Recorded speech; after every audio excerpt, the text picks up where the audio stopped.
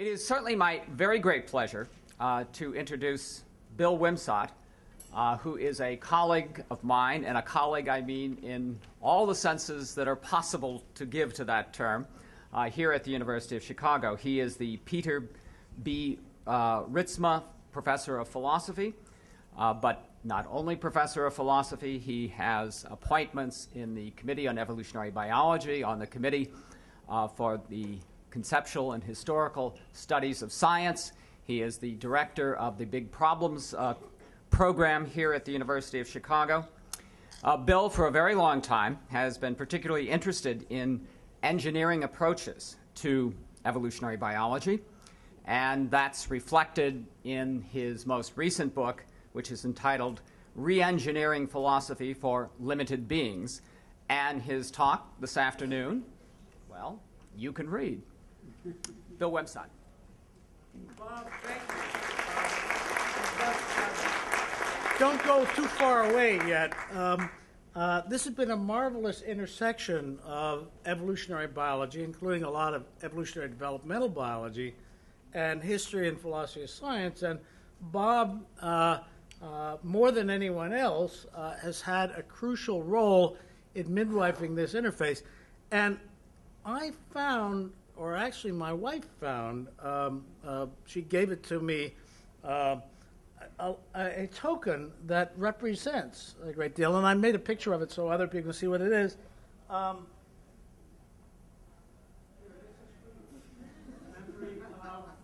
Now, let me say, this is available in the bookstore. It's called a bookworm. Now, I puzzled over which instar it was, or if it was a worm or an insect. And clearly, though, it's a vertebrate embryo with a couple of macromutations. The number of stages is different, and the number of segments is different. And you have these large eyes, possibly adapted to reading in the room. In any case, given Bob's close attention to books and reading, he's so far ahead of the rest of us, one thinks he might have been reading for generations. And his concentrations on Darwin and Haeckel, I wondered if this could have been a photograph of the early Bob Richards. It was my yellow face. Okay. So if so, it's the kind of synthesis, well, maybe not the way we should try to synthesize cultural and biological evolution, but it seemed to me it fits so well, Bob, I wanted to. Thank you.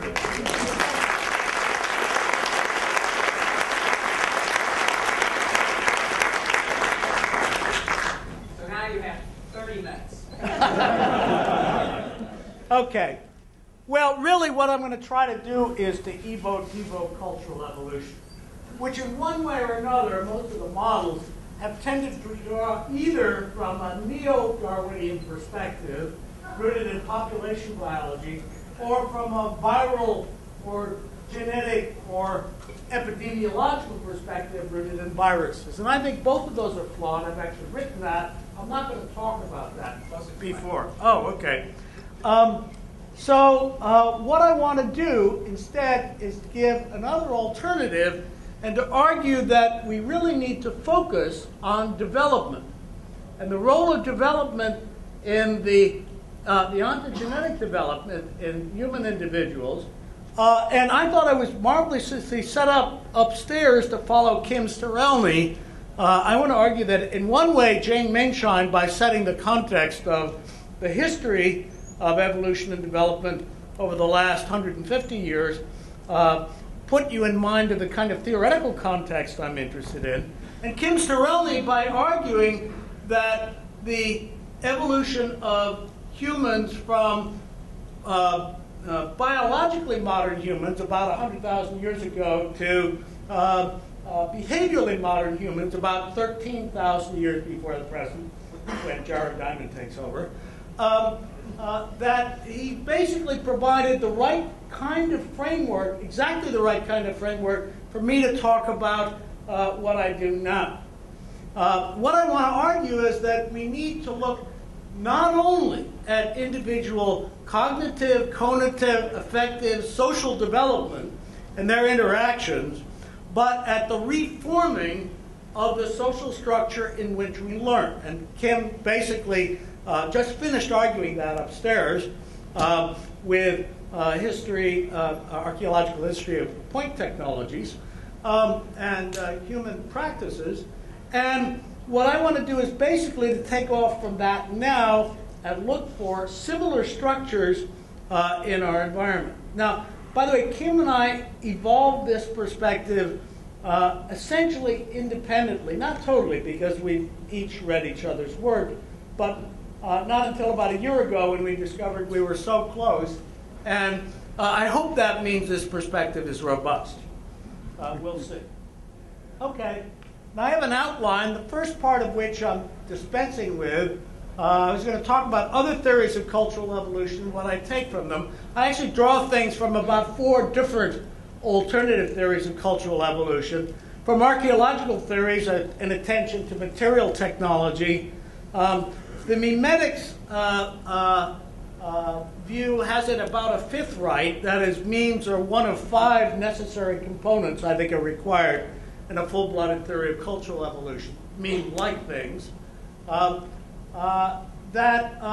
want to talk about development and a particularly important methodological heuristic used in evolutionary developmental biology, which involves either looking at the relative fixity, phylogenetic fixity, and in cross-phylogenetic studies of elements that are thereby taken to have a deep role in generative role in developmental programs, or working the other way, looking at things that have a deep generative role and therefore looking at fixities. And I want to argue that this is exactly the tool we need to look at human cultural evolution and give it some more of the complexity which anthropologists bemoan in the theories they find so far. All right. Well, so I'll talk about these principles, then I'll talk some about the application of them to culture, and if there's time, I'll talk about some new phenomena that have not been captured by any other theories that this makes accessible. Just, I would argue, as Evo-Devo has made many features relating, if not macroevolution to microevolution, at least mesoevolution to microevolution, maybe macroevolution to mesoevolution. Mesoevolution is things sort of in between. Okay, now, let me go on. Now, I want to comment a little on one thing that is a major source of dissatisfaction between, as it were, the human social sciences, or particularly cultural anthropologists, and people who think that culture is too rich to be had by any other being or to be studyable by any scientific methods, or things rooted in science and a search for laws and regularities and causes, as opposed to symbolic conceptual schemes that are accessible in no other way, and what one might, by contrast, call thin. And thick comes from Clifford Geertz's notion of thick description, intentionally loaded and not removable from context. Thin descriptions might be mathematical models, like, for those of you who know, either the Feldman and Cavalli-Sforza monograph of 1981 on cultural evolution, or the Odling, Smay, Lowland, and Feldman monograph on niche construction, in which you embed a role for culture or for transgenerationally inherited material technology in a theory that basically is still in a population genetic framework. And the point is, all of that tends to focus on microevolutionary changes. How, through making a succession of small changes, can you do it? And the memeticists talk about, the spread of the word meme. You talk to an anthropologist and it's like, that's culture? Let's do it again, boys. Well, all right. So what I want to argue is this may not be culture, but one real important of a lot of rich reticulate structure arises if we look at sequential skill acquisition and the recognition that we acquire many complex sequentially acquired skills that articulate with one another and that are differentiated differently for people assuming different professional roles or social roles or whatever, and that we have a large social support structure for helping us to make choices, tracking us into those things, and exchanging information and technologies between them, and that goes a lot closer to the kind of culture and cultural complexity than any existing theories. And how do we do that?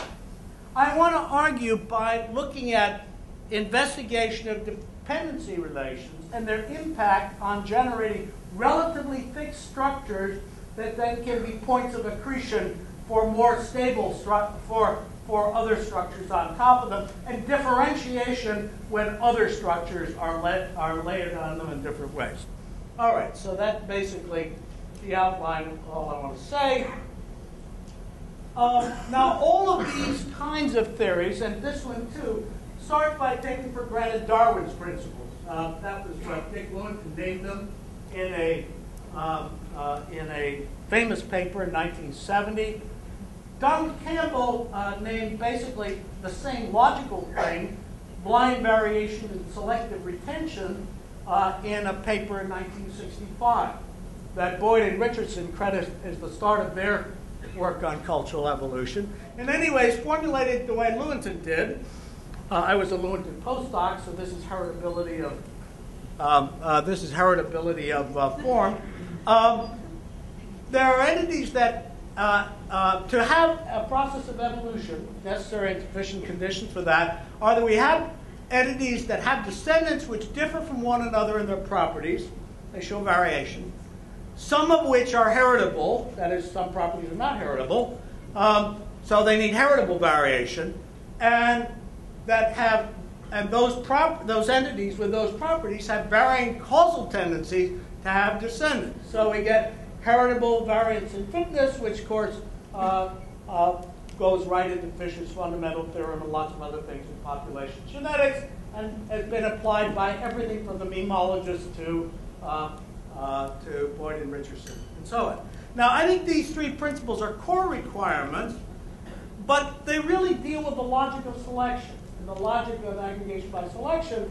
But there are some other things we know about the entities, and I want to suggest that there are two further principles relating to development that are absolutely general for any non-trivial evolutionary process. And that is, it takes time to get from one generation to another. The offspring of the first generation undergo some kind of trajectory before they have offspring. So we have two things. One, structures that are generated, that is the same structures in 1 through 3. They're generated over time, so they have a developmental history. I'll call that generativity. And furthermore, they have parts which have larger or more pervasive effects than others in that production. And that's differential entrenchment. And I want to argue that that's an almost thermodynamically inevitable characteristic of any complex adaptive system. Try to imagine machines with totally undifferentiated parts so they all fail under the same circumstances, and they cost you the same if you lose them. They're not very interesting. So all of the organisms we know and all of the technologies we know have differentiated parts, and the machines suffer differentially from their failure. All right. Now, how can we conceptualize this? Well, I had an early representation that I called the developmental lock that I won't talk about here, but one of my collaborators, Jeffrey Schenk, who's actually a modeler at UC Davis in psychology and animal behavior now, this is actually his representation of it used in class. And so treat the life cycle as a porous spatiotemporal cone or sausage. Now, I've chosen the sausage rather than say starting with a small zygote and going to a big metazoan because it applies also to prokaryotes. And I suppose those stay the same size through the cycle. And furthermore, the interesting question is, notice that there is also an environment here. And I don't want to make any assumptions about how much is conserved inside and outside. That's going to turn out to be very important for cultural evolution. So For humans, clearly, they require a much bigger support structure earlier on than they do later, and it might be that the decreased size of the zygote in the early embryo is compensated for by an expanded social structure and care structure in placental mammals and the like. Okay. Now, what I want to point out is that in this structure, you can imagine, say, a directed graph in which you look at the causal impact of some things that happen. They could be processes, they could be the presence of gene sequences turning one another off and on, they could be morphological, they could be behavioral, they could be external things like termite mounds and school curricula that have an impact on downstream development. So what I want you to notice are two things. One, there tends to be a bias toward things that occur earlier to have more downstream consequences, and although that's not necessary. There are plenty of genes that are silent, for example. So being genetic doesn't mean you are important. Secondly, and by the way, some other things that occur late can be very important. So as Konrad Lorenz showed with his imprinting, so they followed him out, his gray-lag geese followed him around, and that was cute, except when it became time to mate, they were looking for mates that looked like Konrad Lorenz. In effect, that was a late-acting behavioral lethal. All right, so it doesn't have to be early acting or early imprinting to have a large effect. Okay, now what I want you to notice, though, is if you look at any of these trajectories, if you ignore the paths from inside to outside, and these are stable developmental structures presupposed by development, you enormously underestimate the entrenchment of downstream things. In fact, really by about the third or fourth stage there, if I were coloring purple the things that went outside, the interior would all be purple, as well as it were having input from genes or whatever other early development. So keep that in mind, and I'm going to be looking for situations that fit that general framework. Now, note also that with a relatively fixed pivot point early in development, that is, if there is more conservatism early in development and reproduction of descendants having similar beginnings sometime later, one thing that falls out of this is our developmental trajectories become life cycles, because they all start in the same place. And you have to have reproduction later. So suddenly we didn't presuppose a life cycle. I didn't suppose it. We get a life cycle out of that characteristic. So, and this has consequences. You can see Bob's, I think you're up there somewhere. Yeah, Bob. Oh, yes. Okay. No. Okay. So this has consequences, and this is a page from. Well, I knew it in Haeckel's The Natural History of Creation, but this is from Bob. I don't know where. This may be a later version, but it's to illustrate Haeckel's biogenetic law, the ontogeny, recapitulates phylogeny, and as various people have observed, it actually better fits von Baer's law that earlier embryonic stages are more alike than later embryonic stages. There have been various, there's been a dispute among evolutionary developmental people whether Haeckel misrepresented this. That's largely misdirected, as you can read in Bob's book. But also, even if there are differences before the phylotypic stage, as Rudy Rapp and other people have noticed, there is basically conservation after the phylotypic stage. And so one of the things we need to look at are systematic ways in which one can escape entrenchment. I want to argue that particularly when you get to culture, that's among the and early acting and foundational are among the most recent. Okay, well, let me go on. This, by the way, happens to be, it's no longer anywhere near accurate, it wouldn't be believed to be, but a student of mine, Nick Rasmussen, applied this method to 22 known Drosophila mutants in 1985. It was finally published in 1987 in Journal of Theoretical Biology. As far as I know, and I love counterexamples, this is the first attempt systematically to figure out the structure of developmental programs using something like generative entrenchment. By the way, all Evo-Devo evolution and developmental geneticists use this method. They each call it their own different thing. They didn't get it from me, but it is very common. This doesn't have Hox genes in it. So, but if you look at the other relations, they're mostly right. Okay. Now, this is Eric Davidson, one example doing the same thing. Two different circuits in different in Drosophila and is it mice? I can't see. Where's my? You can't see either if I don't point at it. And what's shared in those? I'm not going to go into any details there. Now, I want to argue that generative entrenchment gives us a number of things. Generative entrenchment is the degree, then, to which there are downstream consequences, such that if you mess with it, it's likely to cause you trouble, and if it's deep enough, it'll be a lethal mutation or complexity capacity. GE gives, sometimes for biology and sometimes for culture, first of all, increasingly stable dynamical foundations for assembling more complex structures. Let's see, there we are, okay. In biological evolution, and I would argue similarly in culture. Similar phenomena for scientific principles, by the way. Notice that as a principle becomes more widely used and more general, from which you derive more, you have more and more resistance to letting it be falsified. And that even gets differentiated by subspecialties. You have a whole bunch of people taking the population genetics course, and depending upon whether they're botanists or zoologists, they'll end up taking quite different things for granted and respond in different ways to challenges to the basic model. And the same could go also for an Evo-Devo person who goes into the same course.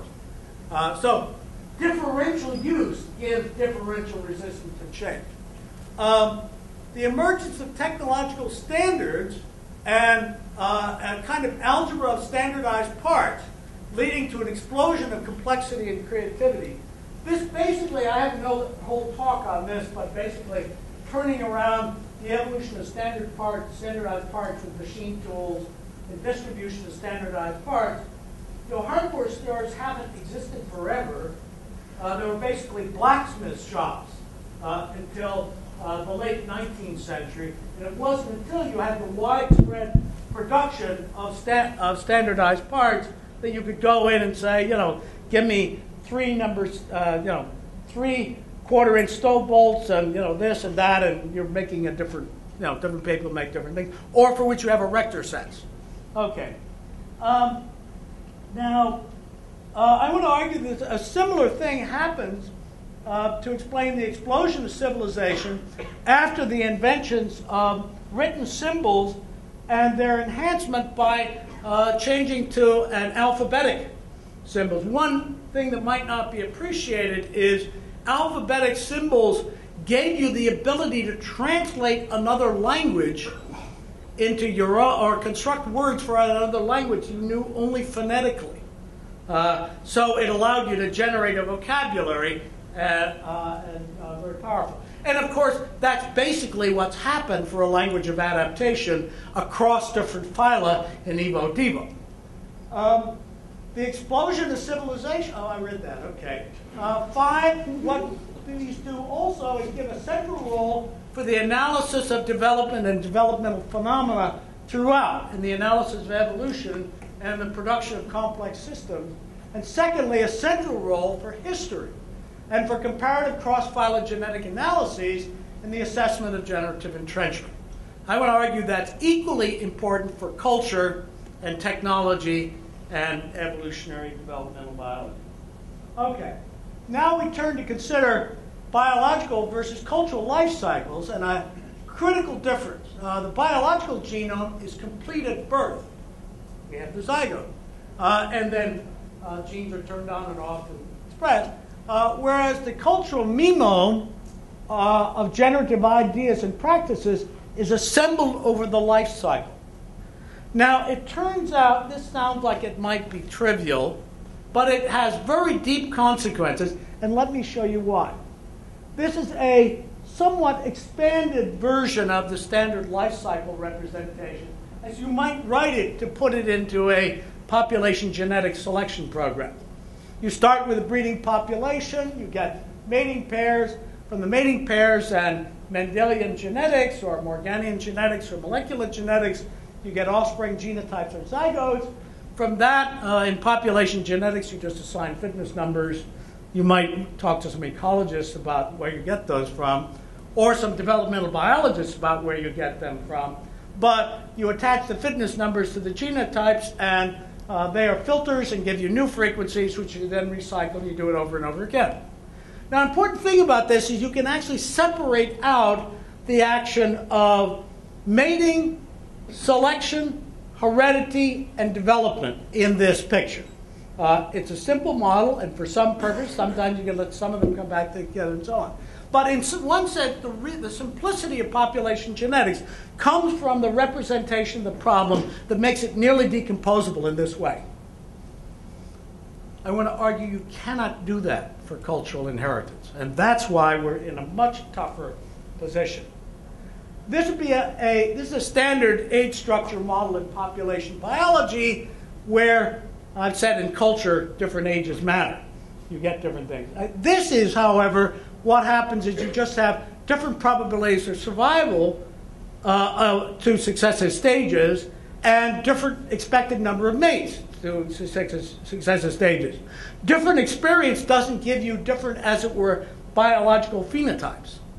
There's no genetic heterogeneity in this picture, and there's no phenotypic heterogeneity.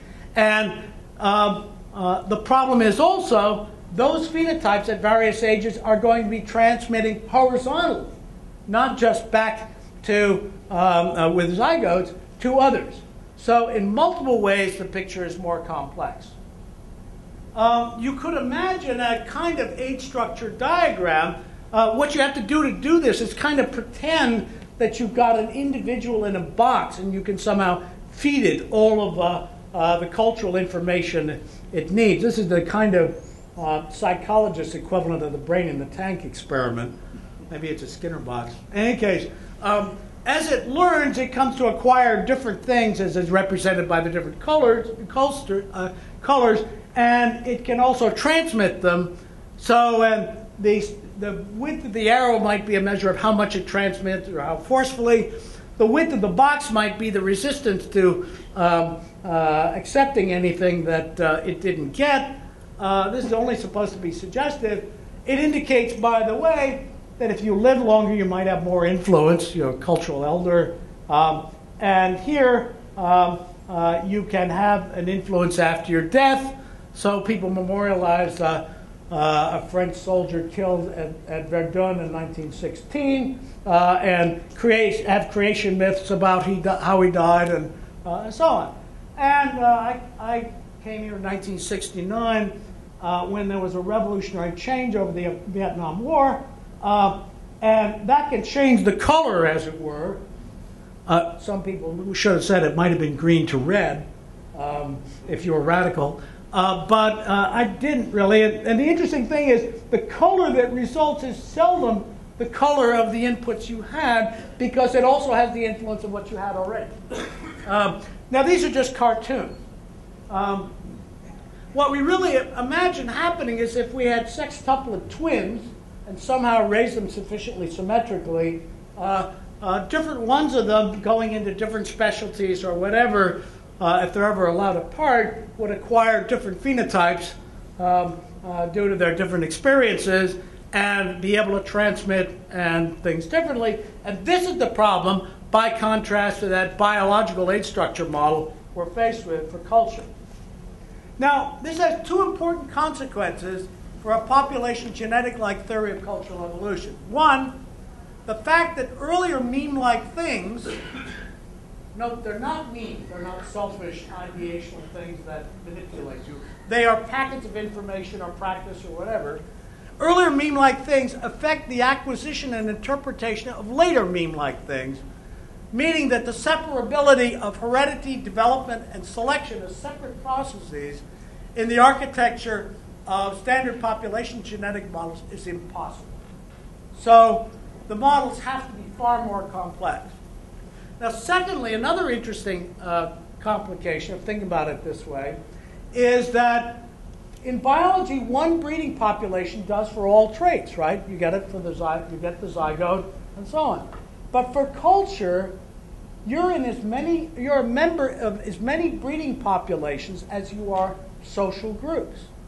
So the idea of a reference group gives you something like that. All right. So you need multiple lines. So now we need to look at those developmental trajectories for different capabilities. Yeah, I say 5 minutes, and obviously I'm not going to get anywhere near the end, but that's okay. So we have to recognize that we have multiple different skills, and they each have different trajectories. So you could imagine, say, calculus is a very late onset thing, and you've got to start with arithmetic first and acquire different things. And you may not be able to transmit it until you can't transmit as much as you know. You can't teach it until you know a lot more. Some of things like language occurs very early, and this is the stage, this is the teenage stage, and you say, where did you go out? What did you do? Nothing. Except this actually only involves conversation with parents. Of course, there's lots of talk between the peers. When you have parents, you're telling them all sorts of things to do, and so you have a lot of outputs again. And then, you don't do much, and when they go into grandparents. This illustrates something important, and that is, if you try to characterize this individually, it's clear that this is a way of meaningless diagram, because the inputs and outputs and so on are importantly social and relational. Thirdly, there might be some things like history and philosophy, which you get wiser and wiser as you get older, or maybe that's just because I'm telling the story. Okay, well, so now, is sequential skill acquisition important? This is one of my favorite texts. It's in some sense the capstone or a capstone of classical genetics. It's the text of Arthur Sturdivant and G.W. Beadle, An Introduction to Genetics, 1939.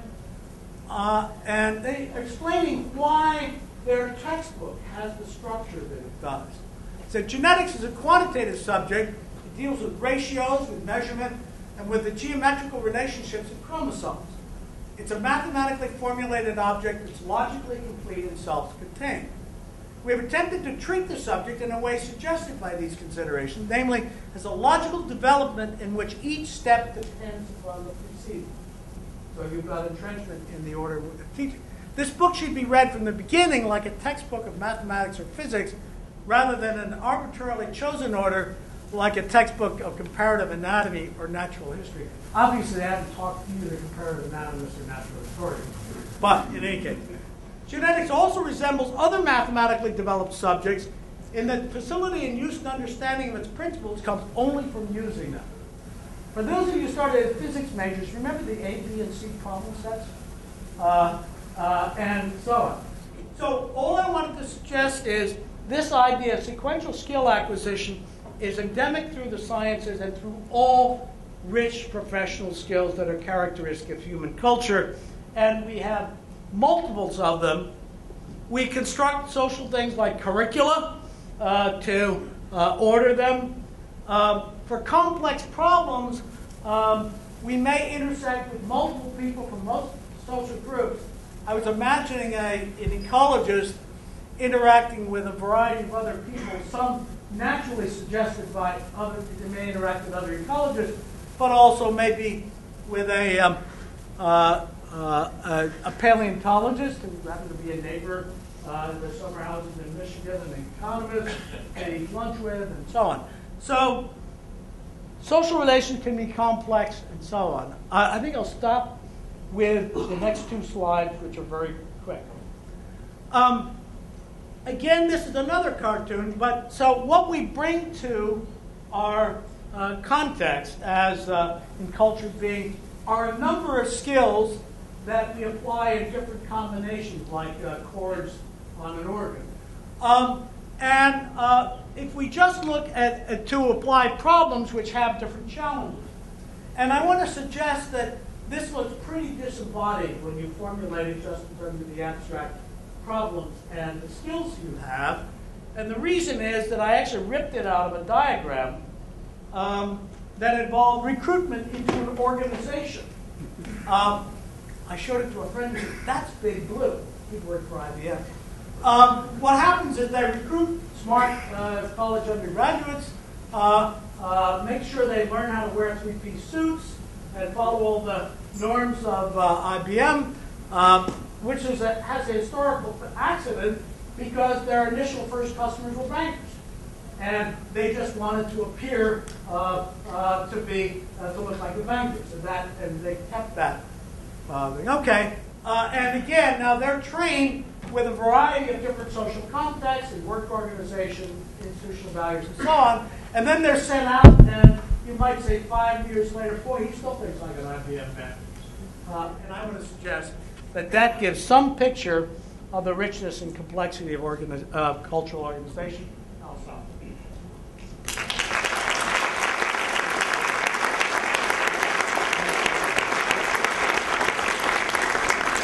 Time for one or two questions.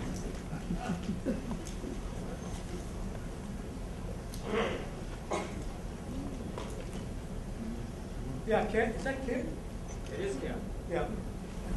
Bill, going right back to the beginning of your talk, I'm not convinced that bacteria have a developmental cycle.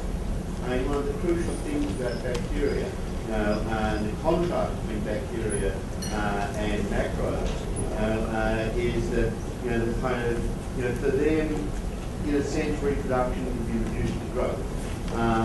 They don't have to make their key, sort of machinery from scratch at any stage. Whereas, with any metazoan, for example, there aren't miniature little hearts and stuff like that in the fertilized zygote. So you're really rebuilding things from scratch in a way that you never are, in bacteria. So it strikes me as, those principles of development, aren't general, I think they're metazoic. Well, let me go back. I talked to Francois Tade in Paris. I was there right after you were.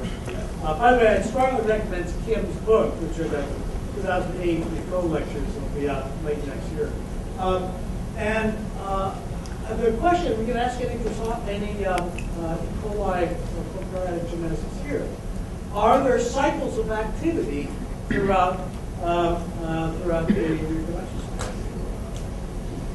Or are they just all running full out? And what happens if you disrupt their cycle? Well, no, we don't believe that anymore. I'm not a microbial person, but bacteria form groups which develop and then come apart again, and they do things which we didn't think they did 20 years ago.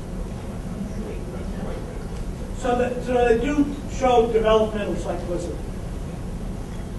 I'm sorry, They form patterns. yeah. They, which have properties different from the individual bacteria. Look, I think anytime you go up a level of aggregation, the possibilities for entrenchment are larger. So once you start, one of the big problems is we have so little getting us from gene action to morphology, and morphology to ecology. Well, we have more getting us from morphology to ecology. But right now, explaining morphology, the generation of form, at multicellular levels is where Evo is, I won't say stuck, but where we have the hardest problems, I think. Is that true? Would you give me the other? I am wondering if we're applying this theory of social evolution, we are going to be able to solve some of these problems that we are encountering, change the direction in which we are going to where more war or destruction and so on. And we apply these to... Let me give one heuristic, and it goes back to a story. I asked Anatole Rappaport, he was a game theorist who worked on cooperative gaming until 1975, what we could do about the prisoner's dilemma. And he said, I won't explain the prisons, a lot of people don't know it, but it governed U.S. Mutually destruction policies with a, said you can't trust anybody else, basically. Rational, not trust anybody else. And he said, yeah, what you do is you teach your kids early on that you don't betray your friends. And if you do that, there is no prison dilemma, because the payoffs and the matrix come up from basically an argument that you can't rationally trust anyone else. And I think Kim, in his elaboration, by pointing out that the game we play socially is not usually, often not, until the invention of money anyway, not primarily about payoffs, but about coordination, ends up generating a different kind of game where trust is much more easily generated and verified. So what I would say then, in relation to this, is an awful lot turns on how we educate our kids, and that's exactly what is predicted by this kind of theory. Or would be Television is killing the whole thing. Pardon? So television is killing the whole thing. Television is by decreasing our the size of our sound bites that we can metabolize, it's causing all sorts of problems. Thank you very much.